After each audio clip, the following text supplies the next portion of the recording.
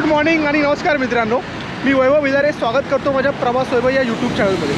मला माहिती आहे मी खूप दिवसानंतर व्हिडिओ घेऊन आलो आहे। काय झालं तर मी एक गाडी घेतली होती आणि थोड्या प्रॉब्लेममुळे ती गाडी मला शोरूमला परत करावी लागली आणि त्यानंतर मी दुसरी गाडी घेतली आणि त्या गाडीवरती आता मी चाललो आहे हम्पीला। ही माझी पहिलीच राईड आहे आणि मी तुम्हाला माझी बाईक दाखवतो। ही बघा, ही आपली ॲप्रिला। अशा बॅगा माउंट केल्या आहेत मागे आणि आपल्यासोबत आहे यावेळी अमित। हे अमित आहे। आता आम्ही आलो आहे पनवेलला, नाश्ता वगैरे झाला आहे। सकाळी 6 वाजता आम्ही घरातून निघालो होतो, आता वाजले तर 8 वाजले। तर आपला पहिला मुक्काम असणार आहे विश्वनाथकडे इस्लामपूरला। आपण सकाळी 6 वाजता दादरवरून निघालो आहे, आता वाजले 8। आता आम्ही आहोत पनवेलमध्ये।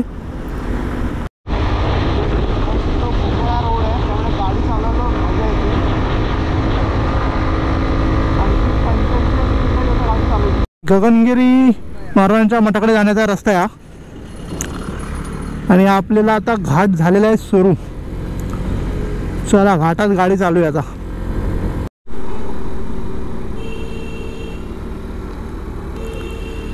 शिंगरोबाचं मंदिर आलेलं आहे।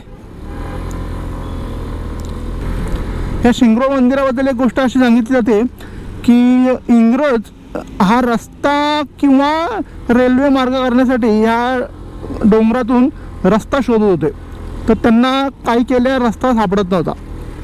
त्या शिंगरोबा नावाचा जो धनगर होता त्याने पाहिलं की रोज इंग्रज येत आहेत आणि काहीतरी शोधतायत। तर त्याने एकदा विचारलं की तुम्ही काय शोधताय?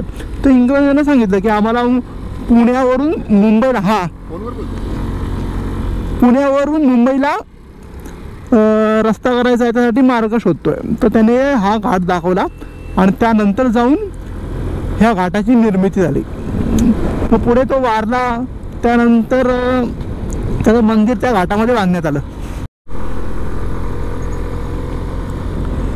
हे बघा बाईकवाले थांबले बघा, कशी जत्रा भरली आहे बघा इथे। हे बघा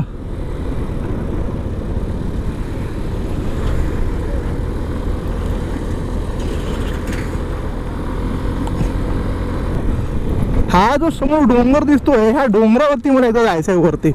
इतकी वर्ष मी त्याला या रस्त्याने जाताना येताना बघतोय, पण एकदा तरी मी जाणार वरती। फायनली लोणावळ्याच्या भयंकर ट्रॅफिकमधून आपण बाहेर पडलोय आणि आता आपल्याला मोकळा सुसाट असा रस्ता भेटलेला आहे।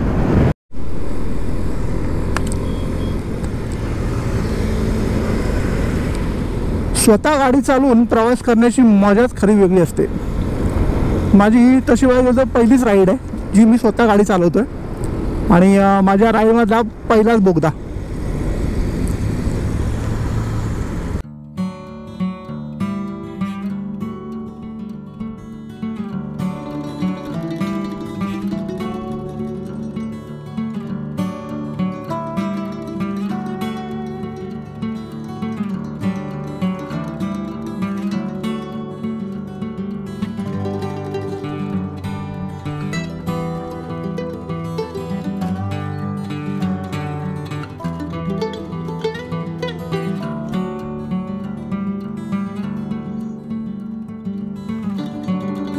इकडे नारायणपूर, प्रतिबालाजी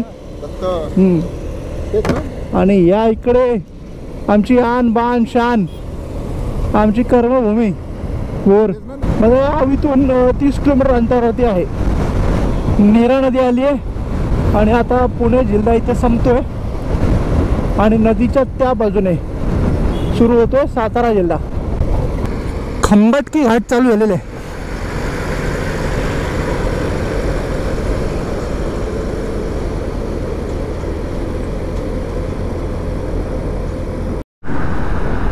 सातारा आलेले अजून इथून 80 किलोमीटर आपल्याला प्रवास करायचा आहे आणि जायचं आहे इस्लामपूरला, विश्वनाथकडे। आजचा मुक्काम आपला विश्वनाथकडे होणार आहे इस्लामपूरला। तर अजून आपल्याला इथून 1 तासभर तरी लागेल साताऱ्यावरून इस्लामपूरला जायला।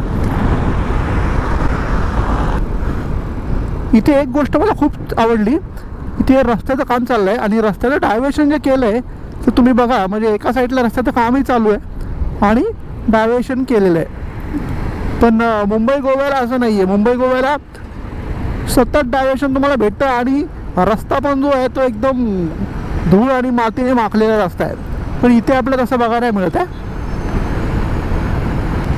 संध्याकाळ व्हायला लागली आहे, हलकी हलकीची थंडी जाणवायला लागलेली आहे. तर आपण पोहोचू आता 10 ते 15 मिनिटामध्ये आपण आता इस्लामपूरला पोहोचू. एसटी वाला बघा कसा ओव्हरटेक करून चाललाय मला.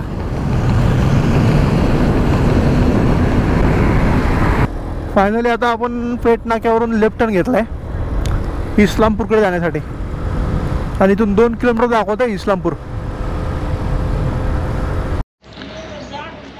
आपला दुसरा दिवस सुरू झालेला आहे.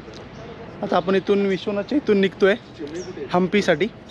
निपाणी हुबळी मार्गे हम्पीला जाणार आहे. तयारी झालेली आहे, बॅग आपली भरलेली आहे. चला निघूया.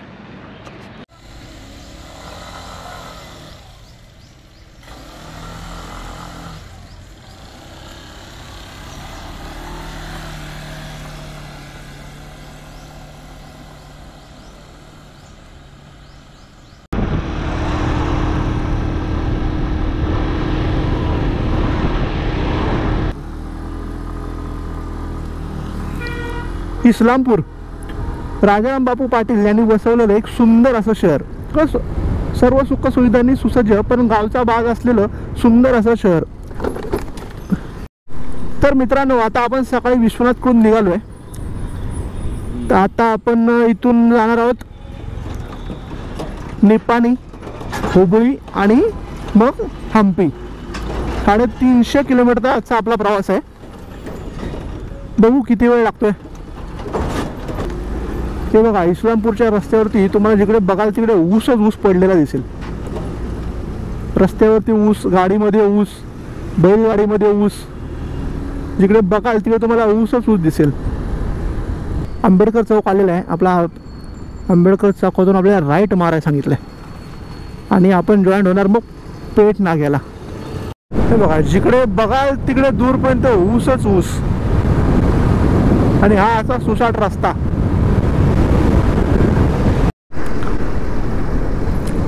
ट्रॅफिक बघा, या असं ट्रॅफिक लागलं ना की मग जाम कंटाळा येतो गाडी चालवायला. मला वाटतं एखादा टोल नाका आला असेल समोर.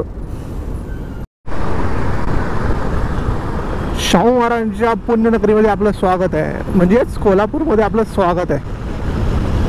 आपलं स्वागत कोणी करत नाही आहे, मी माझं स्वतः स्वागत करतोय. तर आपण पोचलोय कोल्हापूरला, आणि इथून पुढे निपाणी. आपल्याला तर निपाणीला चहा प्यायला थांबायचं आहे. पारंपरिक पद्धतीने बैलगाडीवरून ऊसाची वाहतूक.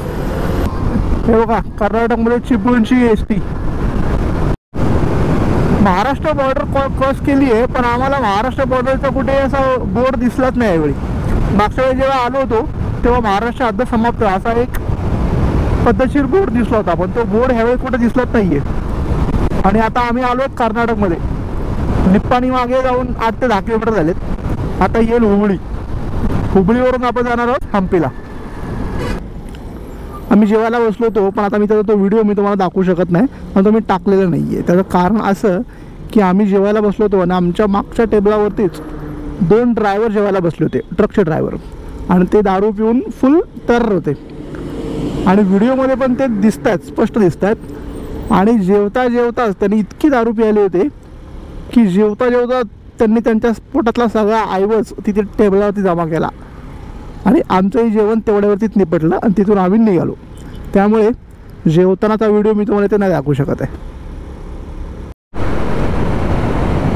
या अशा मोकळ्या आणि सुसाट रस्त्यावर झोप येण्याची शक्यता असते, त्यामुळे तुम्ही गाणी वगैरे ऐकू शकता. मी पण सध्या तेच करतोय. आता डबल हायवे जाऊन हा सिंगल हायवे आलाय. सिंगल हायवेला गाडी चालवायला थोडीशी भीती वाटते. गाड्या जात पण त्याच रस्त्याने असतात, येत पण त्याच रस्त्याने असतात. मुंबईमध्ये आपल्याला काय वाटत नाही चालवायला, तर हायवेमध्ये चालवायला थोडीशी भीती वाटते.